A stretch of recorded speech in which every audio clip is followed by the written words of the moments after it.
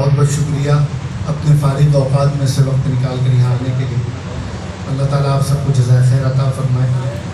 آج کی اس میٹنگ میں تو بڑی تعداد میں لوگوں کو مدعو کیا گیا تھا، لیکن ظاہر ہے ورکنگ ڈے ہے، تو ہمیں امید ہے کہ جو لوگ یہاں موجود ہیں تو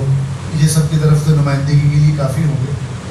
اور جس مقصد کے لیے ہم لوگ یہاں بیٹھے ہیں اس آواز کو سب تک پہنچانے میں یہ تمام حضرات معاون و مددگار ثابت ہوں گے.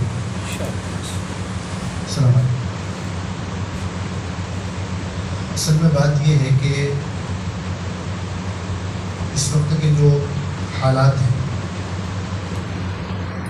صرف ہندوستان کے مسلمانوں کے نہیں بلکہ عالم اسلام کے، وہ ظاہر ہے تشویشناک ہیں، پریشان کن ہیں. ایک حالات تو وہ ہیں جو ہمیں نظر آ رہے ہیں، ہر آدمی کھلی آنکھوں سے دیکھ سکتا ہے. عالمی سطح پر مسلمانوں کو تنہا کرنے، الگ تھلگ کرنے، مسلمانوں کے تعلق سے لوگوں کے ذہنوں کو خراب کرنے، مسلمانوں کی تاریخ کو مسخ کرنے کی پوری کوشش چل رہی ہے. پوری پلاننگ کے ساتھ اسلام کو دہشت گردی کے ساتھ جوڑ کر بدنام کرنے اور دیگر مذاہب کے ماننے والوں کے دلوں میں مذہب اسلام اور مسلمانوں کی طرف سے نفرت بٹھانے کی مہم زوروں پر ہے. اس میں ایک طبقہ تو وہ ہے جو اپنے وقتی سیاسی مفاد کے لیے یہ سب کرتا ہے، لیکن ایسے لوگ کم ہیں، تھوڑے ہیں. اصل دیکھیں تو یہ ایک بہت بڑی لڑائی ہے جو 1400 سالوں سے چلی آ رہی ہے اور قیامت تک جاری رہے گی، اور یہ ساری چیزیں اس کا ایک حصہ ہیں. ہمارے ملک میں خود دیکھیں ہم لوگ کہ میڈیا چینلوں کے ذریعے رات دن مسلمانوں کے خلاف اس طرح کی باتیں جو دوسروں کو مسلمانوں سے، اسلام سے دور کریں، بدگمان کریں، مسلمانوں کو ٹارچر کرنے. یعنی اگر کوئی ہم جیسا آدمی اگر 1 گھنٹہ میڈیا چینل دیکھ لے، کوئی بھی نیوز چینل، تو اس کا تو دماغ ہی خراب ہو جائے گا. اس طرح کے پروگرام چلتے ہیں، چینلوں پہ اس طرح کی باتیں ہوتی ہیں، اور باقاعدہ سوشل میڈیا کے ذریعے یا عوامی پلیٹ فارم پہ ایسے لوگ متعین ہیں جو بیچ بیچ اس طرح کی بیان بازی کرتے ہیں جس سے مسلمانوں کو تکلیف پہنچے، چاہے وہ ناراض ہو، مشتعل ہو، مایوس ہو، کوئی بھی وجہ ہو سکتی ہے اس کی. اور اب تو پورے ملک نے دیکھا پارلیمنٹ میں کھڑے ہو کر کیا کیا کہا گیا ایک مسلمان ممبر پارلیمنٹ کو. تو یہ ساری چیزوں کو لے کر بے چینی ہے ہر مسلمان کے دل میں، اور ہونی بھی چاہیے. عملی اعتبار سے بھلے کمزور ہوں، لیکن ان حالات کو دیکھ کر کوئی بھی مسلمان ہو، آپ سڑک چلتے مسلم نوجوان سے جو مسجد بھی نہ آتا ہو، اس سے بھی اگر ان موضوعات کو گفتگو کرے تو آپ کو اندازہ ہوگا کہ یہ کتنا فکر مند ہے، کتنا بے چین ہے ان حالات کو لے کر. اور یہ چیزیں دن بدن بڑھ رہی ہیں. یہ تو ہم سب کو نظر آ رہا ہے. یہ ساری چیزیں واقعی پریشان کن ہیں، تشویشناک ہیں، فکر ہونی چاہیے. اس کے لیے سر جوڑ کر ہم سب کو بیٹھنا چاہیے. لیکن اس سے زیادہ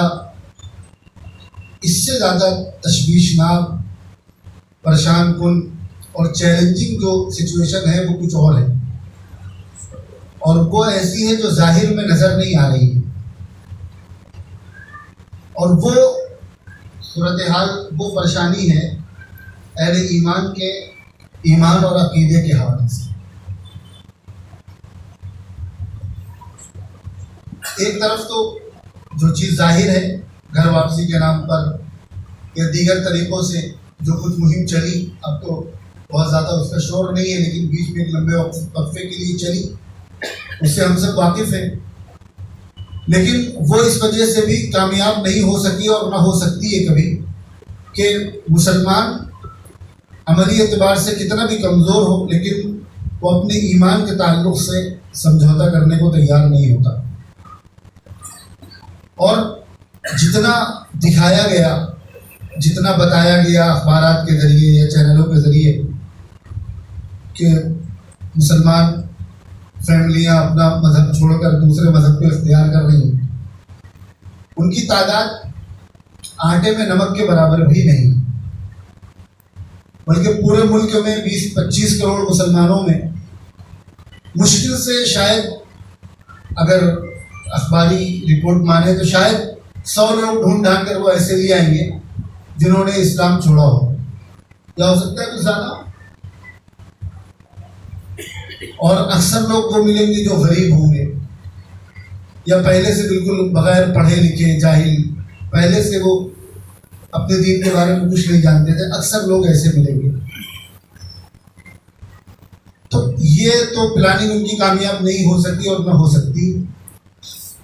لیکن بہت ساری تحریکیں ایسی چلائی گئی کہ مسلمانوں کے ایک بڑا طبقہ اس سے متاثر ہوا، اور وہ اسلام کے نام پر، ایمان کے نام پر، قرآن کے نام پر وہ اپنے آپ کو مسلمان بھی سمجھ رہا ہے اور وہ ایمان میں بھی باقی نہیں رہتا۔ خود ہمارے شہروں میں آپ دیکھیے کہ جب فتنہ قادیانیت ہے تقریباً سبھی لوگ اس سے واقف ہیں، یہ ان تحریکوں کے مقابلے میں، گھر واپسی اور دیگر تحریکوں کے مقابلے میں اس لیے بھی زیادہ خطرناک ہے کہ جو لوگ قادیانی ہیں 2 طرح کے لوگ ہیں، ایک تعداد تو وہ ہوگی جو ٹھیک ہے جو خاندانی قادیانی ہے، لیکن ایک بڑی تعداد وہ بھی ہوگی جو بیچارے واقف نہیں تھے، انجانے میں وہ اسی کو مذہبی اسلام سمجھ کر انہوں نے قادیانیت کو قبول کر لیا اور اسلام سے نکل گئے باہر، ایک بڑی تعداد ایسی بھی ہے۔ تو جب آدمی اسی کو دین اسلام سمجھ رہا ہے تو یہ زیادہ خطرناک چیز ہے۔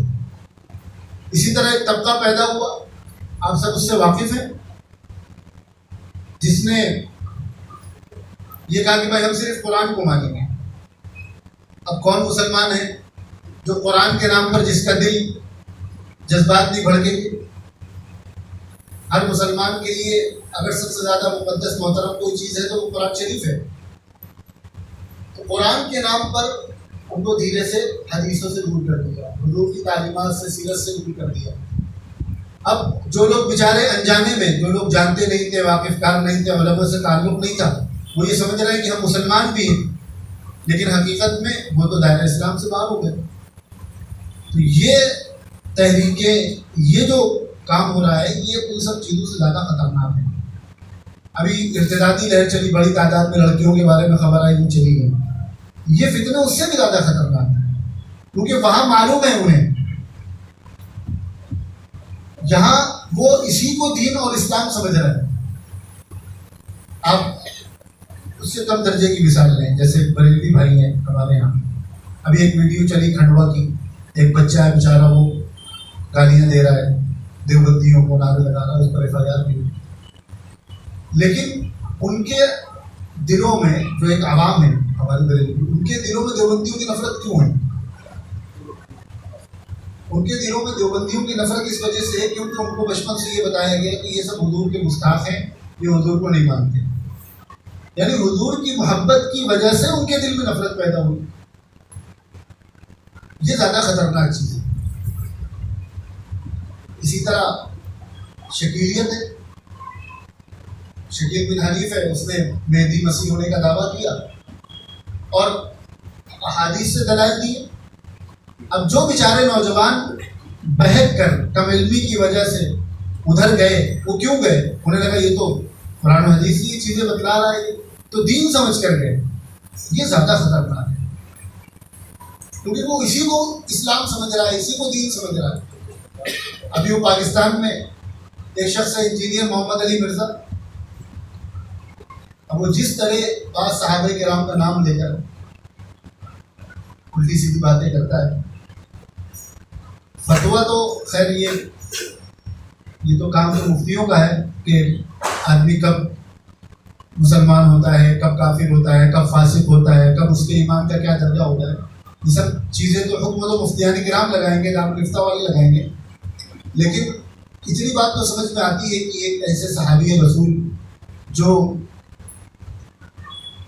اللہ کے نبی صلی اللہ علیہ وسلم کی معتمد ہوں اور جن کا صحابی ہونا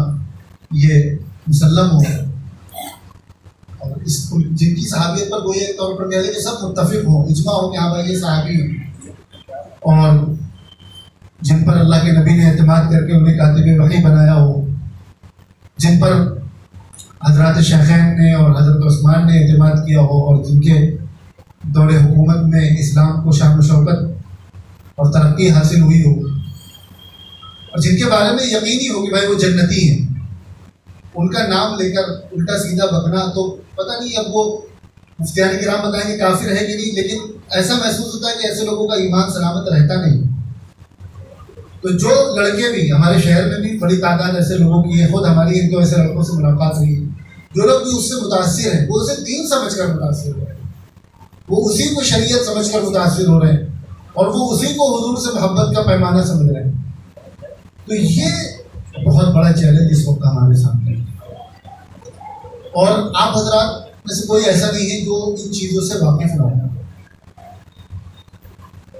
خود حساب کے بارے میں معلوم ہوا جو ہم لوگ کی میٹنگوں میں آتے ہیں اور کئی سالوں سے ہم لوگ کے ساتھ شریک ہیں، پروگراموں بھی ساتھ دیتے ہیں، سب کرتے ہیں، وہ پرویزیت کے حوالے سے لے کر شکوک و شبہات کا شکار، حدیث کے حوالے سے بہت سارے سوالات ان کے دماغ میں، کیونکہ ایسی سوسائٹی میں رہ رہے ہیں، ایسے لوگوں کے ساتھ اٹھنا بیٹھنا ہے جو اس طرح کی باتیں کر رہے ہیں. پچھلے 20 سال سے وہ جڑے ہوئے ہیں جمعیت سے اور علماء سے، اور جتنے تحریکیں چلی اس حوالے سے کام ہوئے پچھلے 20 سالوں میں وہ اس میں شریک رہے ہیں، انہوں نے تعاون کیا، سب کیا. اور اب کچھ اس طرح کی باتیں نکل کر آ رہی کہ وہ پرویزیت سے متاثر. اس طرح اگر ہم لوگ اپنے آس پڑوس کو ڈھونڈیں تو نہ جانے کتنے لوگ ایسے ملیں گے جن کو اطمینان نہیں ہے، بہت سارے سوالات ہیں جن کے ذہنوں میں. تو وہ جو کچھ چل رہا ہے ملک میں وہ تو ہمیں نظر آ رہا ہے، لیکن یہ زیادہ خطرناک ہے، کیونکہ یہ ہمارا ماننا ہے کہ ہمارا جسم ہو، ہماری جان ہو، گھر والے ہو، اور ہماری مال و دولت ہو، کاروبار ہو، جو کچھ ہو، یہ سب ساری چیزیں بعد میں ہیں، ایمان پہلے. اگر وہ ساری چیزیں ہم سے چھن بھی جائے اور ایمان باقی رہ جائے تو ویسے بھی دنیا دار فانی ہے، ایک دن آنکھ بند ہو جائے گی، ساری پریشانیاں، ساری مصیبتیں ختم ہو جائیں گی. لیکن اگر خدا نہ خواستہ ایمان ختم ہو گیا یا ایمان میں کوئی کمزوری آ گئی تب تو پھر یہ زیادہ خطرے کی چیز ہے. تو آنکھ بند ہونے کے بعد اور بڑی مصیبت شروع ہونے والی ہے. اور خود اپنی ایمان کی حفاظت کے ساتھ ساتھ دوسروں کو بار بار فتنوں سے آگاہ کرنا، ان کو بچانا، یہ بھی ہماری ذمہ داری ہے. اور ہم دوسروں کے لیے فکر مند ہوں گے تو ہمیں امید ہے کہ ہمارا ایمان بھی سلامت رہے گا. اور ہم یہ سوچیں کہ نہیں ہم تو ٹھیک ہیں، ہمارا تو علماء سے تعلق ہے، ہم تو جماعت میں جاتے ہیں، یا ہم تو مسجد مدرسے سے تعلق رکھتے ہیں، ہمیں کون بہکانے والا ہے. تو اب تو تازی مثالیں ہمارے سامنے موجود ہیں، کیسے کیسے لوگ جن کے